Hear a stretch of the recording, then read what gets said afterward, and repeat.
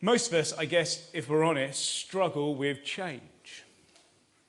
We have the way we do things, and when it doesn't work out, we find that hard. Be it the little things of life. Your favourite coffee shop shuts down, and oh my goodness me, where do I buy coffee now? To the kind of the major things of life. You move home, you move job, and there's the uncertainty that comes with that. And often it's the fear of change that hinders, that can be a barrier to people coming to faith, to following Jesus. It's not that they don't necessarily believe who Jesus is and why he has come. It's not that they necessarily disagree with any of that. But they don't like what it will mean. They don't like that they might have to give up some things in their life if they begin to follow him. They don't like the changes that Jesus will bring. And Luke 5 reveals, as it were, why those changes are necessary, as Jesus challenges the Pharisees, who also don't like change. So let's have a look then. Firstly then, Jesus is the long-awaited bridegroom. It's time for change. Jesus is the long-awaited bridegroom. It's time for change. So the religious leaders, the Pharisees, they've come to watch Jesus and listen to him. Seen that in chapter 5, verse 17. And we've seen that they've been offended by Jesus forgiving sins in verse 21. They don't like the fact that he hangs out with sinners in verse 30. And now things are beginning to be cranked up, as it were, as Jesus refuses to comply with their pious practices, verse 33. See, John's disciples, we read, often fast and pray. So do the disciples of the Pharisees. But yours go on eating and drinking. Now, the law of Moses, as recorded for us in the Old Testament, demanded that God's people should fast only once a year on the Day of Atonement. It's the one day of the year where sacrifices were offered for the sins of the whole nation of Israel. And on that day, the nation was to fast. They were to abstain from food. They were to humble themselves. It was a mark of their grief and mourning of their sin. Now, there were other occasions, sacrifices, where a Jew might fast, but only on the Day of Atonement was it commanded. The Pharisees, however, were particularly devout. They fasted twice a week. Their fasting was designed both to indicate a humble mourning at sin. It was to intensify spiritual experience. We learn from the other Gospels it was a mark of their piety as well. And we learn as well that even John the Baptist's disciples prayed and fasted frequently, possibly following the custom of the day set by the Pharisees. But Jesus' disciples did not fast. And verses 34 to 35 explain why. Have a look. Jesus says to them, look, can you make the friends of the bridegroom fast while he is with them? But the time will come when the bridegroom will be taken from them. In those days, they will fast. Now, as Jesus says this, he's not kind of giving an illustration. This is not a kind of a little story about weddings that illustrates why his disciples are not fasting in the way that I might give an illustration in a sermon to kind of help clarify or to bring understanding, much as what I'm doing right now. When Jesus speaks of being the bridegroom, he's using a title for himself. See, God, together with his anointed Messiah, are depicted throughout the Old Testament as the ideal bridegroom for God's people. So think back to Genesis 2. Adam and Eve, created in the image of God, they're brought together as husband and wife, and their relationship is designed to mirror the true relationship with God, for which all of humanity is created for. And then throughout the Old Testament, God is presented as the husband of his people. So Isaiah 54, verse 5. Or Hosea 2, verse 7. And God's king, his anointed, the Messiah, is also depicted both in the Song of Songs and Psalm 45 as the ideal bridegroom for his people as well. And God, as the bridegroom to his people, promises his people that he has prepared a perfect wedding feast for them, where all the spoils of this fallen world will be restored. And so we read in Isaiah 25, verses 6 to 9. You might want to just turn to it. I'll read it to you. So we read Isaiah 25. On this mountain, the Lord Almighty will prepare a feast of rich food for all peoples, a banquet of aged wine, the best of meats and the finest of wines. On this mountain, he will destroy the shroud that enfolds all people, the sheet that covers all nations. He will swallow up death forever. The sovereign Lord will wipe away the tears from all faces. He will remove his people's disgrace from all the earth. The Lord has spoken. In that day they will say, surely this is our God. We trusted in him and he saved us. This is the Lord, we trusted in him. Let us rejoice and be glad in his salvation. And so when Jesus answers the question in verse 34, this is far more than a call for the Pharisees to be happy. You know, guys, stop being grumpy and join the party. No, Jesus is claiming to be the bridegroom. And that is a claim at the very least to his royalty, to being God's king, and possibly even to his divinity. And as such, it is highly inappropriate for his disciples to fast when the bridegroom for God's people has arrived.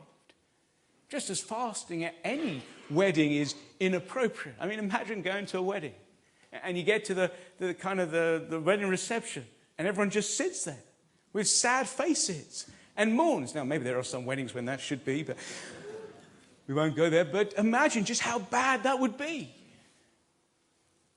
How much more so when the bridegroom turns up? And the Pharisees of all people should have grasped this. I mean, in light of all that they have witnessed and heard, I mean, Jesus casting out demons, Jesus healing the sick, Jesus forgiving sins, all things the Old Testament foretold that the Messiah, God's bridegroom, would do. But they don't understand the times they're in. They don't see who he is. They don't grasp. No, these are days of celebration. The bridegroom's here. He's come to do what God has promised he would do. Now, while insisting that his arrival did mean that it was a time for celebration, Jesus doesn't allow his disciples to get carried away and think that all that the Messiah had promised would happen now. So we read verse 35. But the time will come when the bridegroom will be taken away from them. In those days, they will fast. And that little phrase, taken away, suggests forcible removal. Jesus is already conscious of the cross, conscious of the hostility towards him, even at this very early stage in his ministry. Yeah, the Messiah was here. Yes, it was time to celebrate. He was beginning his work and fulfilling his promises. But to do that, he'd have to go. He'd have to die. And then you fast as you wait for him to come again and to fully fulfill all that he had promised to do. But it's worth noting here, Jesus doesn't command us to fast. It's not we are to, it's a kind of we might fast. And so there are times when it's right and appropriate for us to fast, to focus our minds in prayer, possibly to seek the Lord's guidance. But much more so as we wait for him to come again, as we yearn for his kingdom to come, as we yearn for his will to be done on earth as it is in heaven. And so it's appropriate at times to mourn, to focus our mind in prayer as we yearn and pray and long for those who are lost in our family and our friends to come and hear the good news of the bridegroom and all that he has promised. And so there are times when it's appropriate to fast. And Jesus, having established his identity, then tells the Pharisees 3 little parables. And he does so to confirm his claim to be God's bridegroom, God's king. And the first parable, we read verse 36, he says that no one tears a piece of a new garment to patch an old one, otherwise they will have torn the new garment, and the patch from the new will not match the old. And Jesus here is speaking of the radical new nature of his work. In other words, Jesus cannot be simply tacked onto the old. You can't simply add him to the old ways of Judaism, because then both the new and the old garment are ruined and ineffective. No, it needs a whole new garment. And the second parable builds on that, verse 37. No one pours new wine into old wineskins, otherwise the new wine will burst the skins, the wine will run out and the wineskins will be ruined. No, new wine must be poured into new wineskins. And if you know anything about wine back then, wineskins were made from animal skins, and if you poured new wine into older wineskins, well, as the new wine fermented, it would expand, and these old skins, having lost their kind of elasticity and being old and brittle, would burst. And so you put new wine into new wineskins that have the ability to stretch. You can't mix the old and the new. Radical change is needed. You can't simply pour the gospel into the old religious structures of Israel's religion. The new ways in which God is dealing with humanity through Jesus cannot be mixed with the old ways. No, you need a whole new wineskin. See, in effect, what Jesus is doing is he's laying out his manifesto. He has come as God's anointed king, the bridegroom of God's people. He's come with God's authority to forgive sins, verse 24. This will have implications on old Judaism. It will have implications for the temple. It will have implications for the priesthood. It will have implication for the leaders. Now that the anointed one has arrived, these old ways are redundant. You don't need to sacrifice at a temple anymore. You don't need to go to a temple anymore. You don't need a priest anymore. Or you won't. See, Jesus and his word cannot simply be tacked onto the old or poured into existing structures. No, it's time for change. And Jesus is challenging these Pharisees who are desperate to hold on to their old ways and their laws and their positions and their authority and, as it were, their lives. Their way of making themselves right with God by being devout and pious and doing all that they thought was right. And he challenges them in light of who he is and what he's come to do. But he knows they'll resist. See verse 39, the third parable. It's probably more of a saying than a parable, but it reveals the inevitable hostility to such change. Jesus says, and no one after drinking old wine wants the new, for they say the old is better. And if you put it into a modern proverb, it'd be something like, you can't teach an old dog new tricks. Has that sense about it. Jesus is saying that these Pharisees will desperately hold on to the old. They'll say it's better, even though the new is come. They'll resist the change. And friends, Jesus challenges us in the same way. You can't follow Jesus by simply tacking him on, pouring him into old ways and old systems and old lifestyles and the old ways you thought that made you right with God. I mean, yeah, we're not tacking him onto Judaism, but we tack him onto our old life, our old ways. No, Jesus brings change. He brings whole life transformation. And yet so often we want to cling onto our old lives and our old ways to keep doing things my way, to do things that we think make us right with God. So we'll say things like, well, I believe in Jesus and I keep coming to church every now and then, but I don't need to go the whole way, do I? End that inappropriate relationship.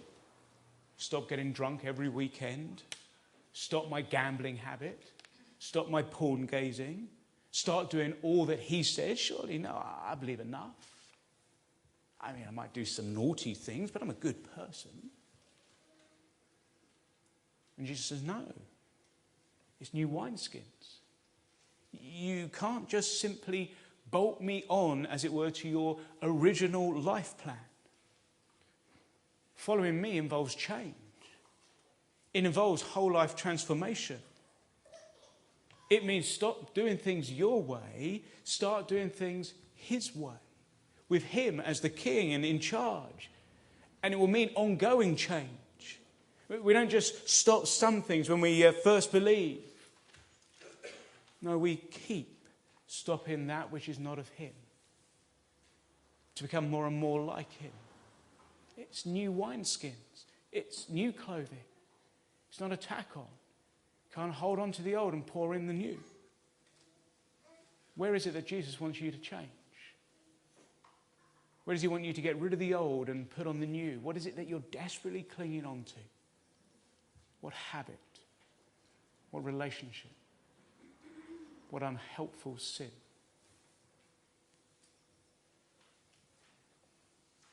And then to drive the teaching home,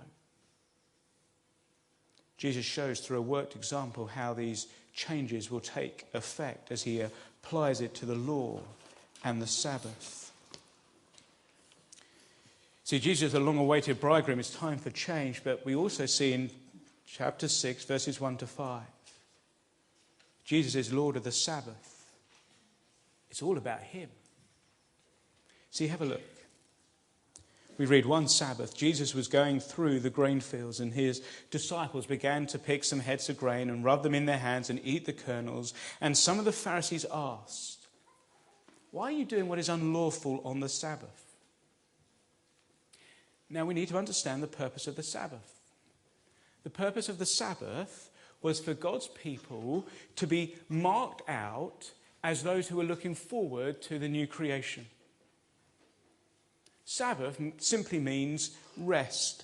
Oh, there we go. And in Genesis 2:2 we read, God rested from his work and all that he'd done. It doesn't say God finished working. It's not that God stopped working. John chapter 5, we discover he's always working. Nor could God have been tired. No, rather God's rest or Sabbath was for the purpose for which he created the universe. Genesis 2, we see it involve God and humanity enjoying one another, living together in Eden, in his perfect world. But following Adam and Eve's rebellion, they're expelled from God's perfect rest. They're consigned to live in a world under God's judgment.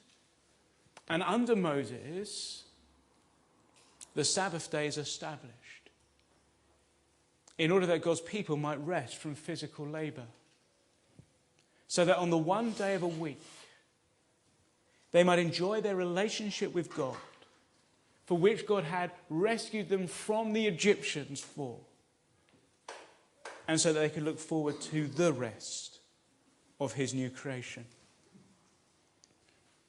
Now, our dear friends, the Pharisees, these guys, I think, would do extreme sports in our day and age.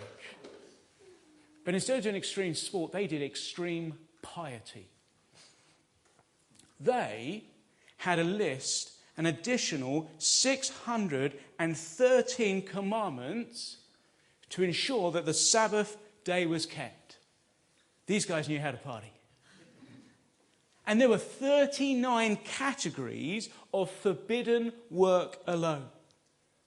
Among these was the work of reaping, threshing, winnowing, and preparing food, which is what the Pharisees are accusing the disciples and in turn Jesus of doing. And so the Pharisees' accusation here of Jesus in 6 verse 2 is on the basis of their interpretation of the law and on the basis of their added laws. That must be, because otherwise the accusation, had it been valid, would have convicted the disciples of sin and by implication Jesus as well. And it can't be that Jesus broke the commandment of the Sabbath. In fact, the law allowed for exactly what the disciples were doing. And so at this point, Jesus could have chosen to have pointed out to the Pharisees that their definition of what constituted work was quite arbitrary and had no authority within Scripture. But instead, Jesus uses it to kind of raise the stakes, to reveal more of who he was and what he had come to do, and to help them to grasp the true nature, the true purpose of the Sabbath that they had missed. And Jesus does it by using a brilliantly chosen reference from the Old Testament, which not only underlines his claim to the Davidic throne that he's God's anointed king, but the situation Jesus and his disciples find themselves in is remarkably similar to that of David. See, David is God's anointed, he's God's king, he's in need. He's on the run. He's on the run from Saul, the false pretender to the throne. Someone who is seeking to challenge his authority. At this point, read Pharisees. David enters the tabernacle, the house of God. And he takes the consecrated bread. And David eats what is lawful only for the priest to eat, and he also gives some to his companions. Now, the law governing the consecrated bread was not a moral law, but a religious regulation. The strict consecration of the bread to God and to his priests was designed to teach the Israelites the holiness of the Lord and the sacredness of his service. And as such, normally, the symbols of that service were forbidden to non-priests. But the occasion recorded in 1 Samuel 21 was no normal occasion, and David was no ordinary citizen. He's God's anointed king. He's fleeing for his life. He's desperately hungry. And it was of paramount importance to the Lord that the Lord's anointed should be fed. And it was therefore perfectly proper that a symbol whose strict consecration was designed to teach Israel to revere the service of the Lord should be used to serve the needs of the Lord's anointed. The law, the regulations with its demand, was therefore to serve the king, because it's all about him. See, the Pharisees should have realized that a similar situation was confronting them. Jesus, the true bridegroom, God's anointed, was present. As such, in light of the fact that Scripture itself allowed exceptions to religious regulations under certain circumstances, they should have realized this. That's why Jesus says, verse 3, "Have you not read?" In other words, you should have picked this up, guys. That what Jesus and his disciples were doing was in no way unlawful actually by the law itself, but even by their own laws. Based on the Scriptures and David's example, the needs of the king supersede the religious regulations, even theirs. It's all about him. And if that's kind of not enough, Jesus then kind of drives it home. Jesus says, look, the Son of Man, kingship title, verse 5, is Lord of the Sabbath. Far from doing anything wrong, it's all about him. Everything that the Sabbath anticipated is to be found in him. The Sabbath was made for Jesus. He is the rest. He's the rest to which the Sabbath pointed. And now that he has arrived, all the Sabbath legislation, including all of their 613 laws, is to be reinterpreted in light of him. Just as the rules regarding the consecrated bread was reinterpreted in light of King David, so the rules concerning the Sabbath are reinterpreted in light of the Lord of the Sabbath. See, it's no longer about keeping a day. It's all about him. and how you relate to him. Because he's the true rest. And new wine requires new wineskins. And you can't take the Lord of the Sabbath and seek to fit him into your old ways. And the dear Pharisees, they want to make the Sabbath and the rest and all it pointed to stood about a day and their rules and what you did on that day and how you did it on that day. And Jesus says, no, it's not about a day. It's all about me. The Sabbath serves me. I'm the Lord of the Sabbath. I'm the rest. I am the one who will bring about the new creation. I am the one, therefore, to enjoy. I am the one, as it were, that will now mark you. No longer will you be marked out as God's people by upholding a Sabbath day. You'll be marked, set aside by your relationship to me. It's all about me. And Jesus is helping these Pharisees to see it's all change. It's not about laws. It's not what you do on a particular day. It's all about him. And yet how often do I want to make it all about me and my rules and not about Jesus and who he is? I want to make it all about what I do. I want to make it about all that I've done. I read the whole Bible in a year. I pray every day. I spoke of Jesus to my neighbour and my neighbour's friend. I come every Sunday, morning and afternoon and evening. I hit every community group. I make every prayer meeting. I've given more than 10%. I've served in various groups on various days. I've even got time off work this week to be on Holiday Bible Club. And I look at these things and I think, hey, they are what mark me. They are what make me holy. They are what will keep me in God's good book, so he'll just keep on blessing me. And when I do those things, oh, I know I'll be in heaven. Oh, I know it's all about Jesus.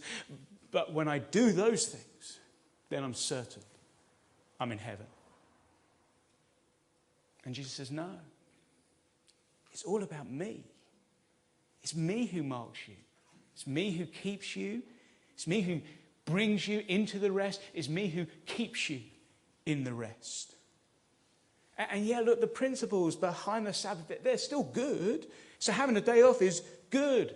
And setting aside a day to meet with other believers and to remind ourselves and fix our eyes on Jesus and look forward together to the rest is good. But it's good only if it points you to Jesus, keeps you connected to him. Just as reading our Bibles and praying and serving and giving and serving a Holiday Bible Club, they're all good things to do, great things to do, excellent things to do, but not in and of themselves. But because they point me to Jesus, to share in his joy, to keep me dependent on him, to express my love and worship of him. You see, it's not about what I do. It's not about a particular day. It's all about him. It's all about what he will do. It's all about what he has done and how I relate to him. So how are you relating to him? How is your relationship with him? You just feel yourself going through the religious wheel, on the religious treadmill, as it were? Or do you have a relationship where you love him and he loves you and you know that and you're just resting and dependent on him? And you serve and you read and you seek and you give and you share the good news of Christ because you love him, not because you want something from him. Jesus, the Lord of the Sabbath, is all about him. But then thirdly, Jesus is the King. It's only he who restores, verses 6 to 11. It's only he who restores. See, now the Pharisees' hostility is beginning to rise to a murderous pitch. He's challenging their laws. He's challenging their ways. He's challenging their authority. He's challenging their special days. And they're now actively seeking to catch Jesus out. They're looking for a reason to accuse him. Have a look, verse 7. They're watching him closely. And the words used here have kind of a sinister undertone to it. They're spying. They're watching out the corner of their eyes. It's great, isn't it? That here they all are in the synagogue. on the Sabbath again. Jesus is teaching. There's a man with a shriveled hand. And the Pharisees are desperate. They want Jesus to heal him so that they can accuse him. But, verse 8, don't you just love this bit? Jesus knows what they're thinking. And his deliberate decision of what he does and says is designed to both simultaneously to confront and to expose their hypocrisy. The question in verse 9, together with the intense examination in verse 10 and the subsequent miracle, provide the most compelling evidence so far that the old garments and the old wineskins of the religious establishment need replacing. Because these old ways with these old leaders are going to do harm, not good. And so Jesus commands the man with the shriveled hand to get up and stand in front of everyone. And Jesus asks them, what is lawful on the Sabbath? To do good or to do evil? To save life or destroy life? Now again, our friends the Pharisees, extreme pietists, forbid any medical intervention on the Sabbath unless the person was in mortal danger of losing their life, or a baby was to be born, or a circumcision needed to be performed. Why that couldn't wait? But a man having his shriveled hand healed was not something to be done on the Sabbath. It could wait. But the Sabbath was the day in which the people of God were meant to be looking forward to the new creation, where the Lord restored all that is broken in this fallen world. So what better day to heal and restore a man with a shriveled hand? And so Jesus' question gets to the heart of it. Do good or do evil? Save life or destroy it? And with that, verse 10, he looks around. He eyeballs everyone. Imagine how you would feel. Jesus is eyeballing you. And then he speaks. He doesn't touch. He doesn't work. He just speaks. Stretch out your hand. And the hand was completely restored. And note the word restored. Restoration is what the king would do in the new creation. It's the very thing the Sabbath day is looking forward to. Here is the king restoring his kingdom. The king is doing what he would do. It's evident that Jesus is the bridegroom. He's the Son of Man. He is the king who has come to do good and who has come to save. That's what he's promising. That's what he's come to do. Good. And to save. And he'll ultimately do that on the cross. On the cross, he will do good. And he will save as he bears the punishment for our sin and restores us to relationship with God the Father and restores us for all eternity if we place our trust in him. He's come to do good and to save. And the contrast is then evident. The Pharisees are so intent upon protecting their own man-made rules that they're neither willing to do good or to save life. Such that we read verse 11, they're furious. And on the Sabbath of all days, they begin to discuss what they might do to Jesus. Far from doing good, they do evil. Far from saving life, they're plotting to harm and kill God's anointed. See, such is the hypocrisy of man, that as we reject our Maker, we choose harm over good, destruction over salvation.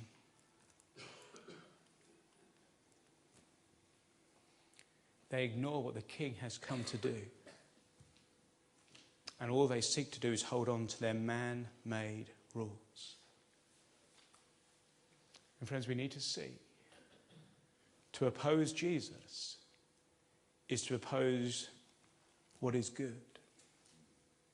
to choose man-made religious structures in opposition to Christ, however beneficial they may appear. Roman Catholicism, Islam, Judaism, and let's throw in secularism. I know it's ironic, man-made religious, but we'll go with it. To choose man-made religious structures in opposition to Christ is to stand against what is good and what saves lives. It's to choose harm over good, destruction over salvation, because only the King can restore. It's new wineskins. It's new clothes that are needed.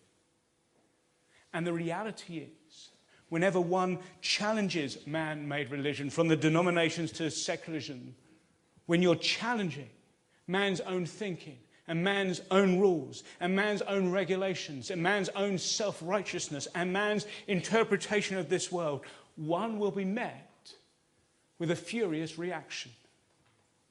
Because you're daring to challenge their self-governing authority, their control, their power, all that is in their hands. You touch that, you can guarantee a reaction. And they'll seek ways to oppose. You oppose a secular government, they'll begin to legislate against you speaking out in the streets, or in your workplace, or in your schools. And let's be very clear what's happening there. They are doing harm rather than good. They're destroying lives rather than saving lives. They are robbing people of the truth that has power to set them free, to do them good, to save. And when religious denominations water the truth of the gospel down, they are ultimately harming humanity. They are doing that which is not good. And they're destroying lives, not saving lives. When religious authorities, when a secular government seeks to hinder the gospel and oppose the truth, they are ultimately harming humanity. And we need to grasp that. We need to grasp that to understand why we're rejected and why we need to stand firm and oppose. That actually when those regulations come down and we're told we're not allowed to speak of Jesus in the streets, we're not allowed to speak of him in our workplace, we have to recognize that that is not for good. That harms. It destroys life, not saves life. And therefore it is right to stand up and oppose. Yes, we must do it in ways that are gracious and kind and must make sure that we fulfill our work and do our duty right. Absolutely. But let's not be fooled into thinking that this is a good thing. No, it harms life and destroys life. And friends, we need to stand firm. Because only Jesus is the King who can restore. No one else. Nothing else. No other authority. No other regulation. Only Jesus. So stand firm. Only Jesus comes to do good. Only Jesus can save.